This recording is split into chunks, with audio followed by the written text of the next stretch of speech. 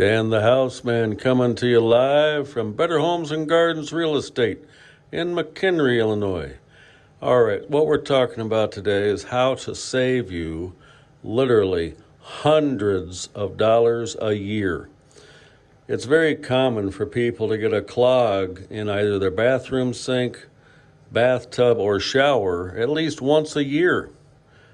And they have a plumber on call, or at least a drain service company, who comes out and charges them between $150 to $200 per drain because they don't know what to do to unclog the drain. Well, I am going to break the rules and tell you some secrets that you're not supposed to know. When your bathroom sink is clogged, most of the time it's right here in the pop-up assembly. That little round thing that pops up and down inside the sink, it goes down inside this pipe about 4 inches, where there's a little lever that goes back and, it ties in with the faucet and you can make it go up and down. If you remove this nut that holds that little rod there, you can pull the entire pop-up out. Now that's a lot of work for some folks. They got to get in the cabinet, whatever. That's where you get yourself that little tool at Home Depot called the drain Weasel. And you can put it down right through where the pop-up is, all the way down and through the trap, because it's about 1.5 feet long or longer, and it can make it all the way down through there. Here's the trick. When you're running that through, do it to different sides of that little disc that we call the pop-up, because there's a square in there, a cross in there, which cuts that drain into 4 quadrants by the shape of that plastic piece. If you can imagine a big X that goes down in the drain, okay? You want to hit all 4 sides of that X and have water running as you're doing it. So as you're doing this, all that stuff is being flushed away down the drain. Run the water full volume, cold. You don't want to run hot, you're going to burn yourself, okay? It doesn't serve any purpose. When you get all done, you can then go ahead and run the hot if you like, fill up the bowl, pop the popper, let it drain down with full volume of flow going through there to flush out whatever remnants are left in the trap. That's how you should take care of that particular kind of clog. Now there is another kind of clog. It's inside the wall. That's what we call the T in the wall. There's literally a T like this. The vent goes up and the drain goes down. This trap goes into a pipe that goes into that T. Vent up, drain down. When you take the trap off, if you're getting to the point of where you're cleaning out the trap, look inside there to see how it looks between here and where the inside of that T is.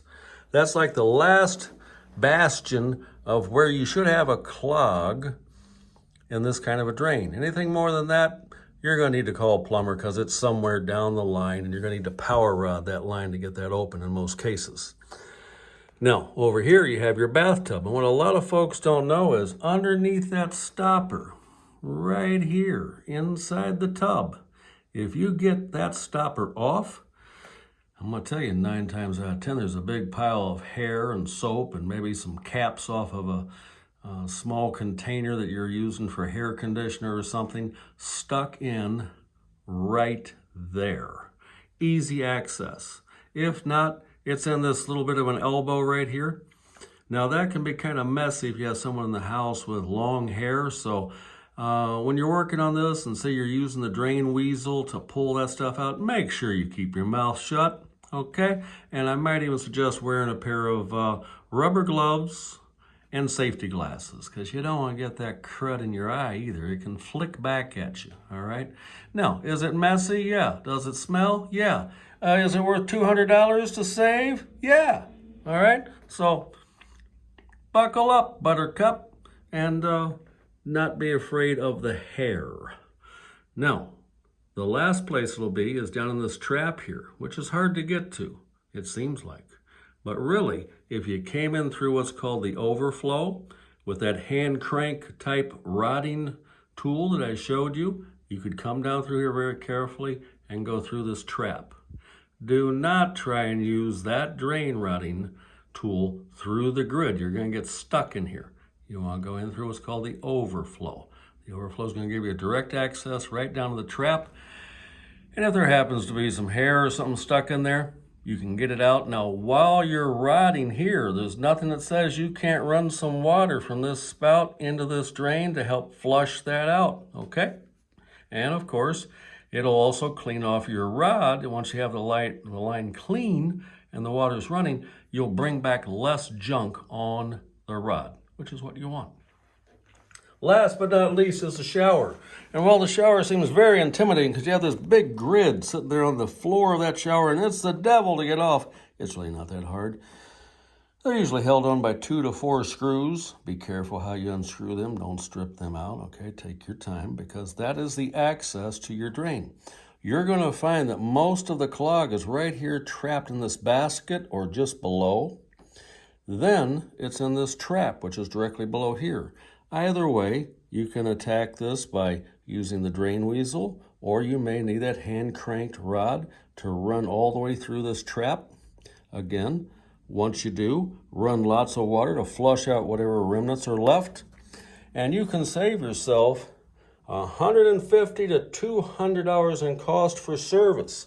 Add that up, 200 we'll say, 150, 150. Guess what? By my math, that's $500 worth of savings I just gave you.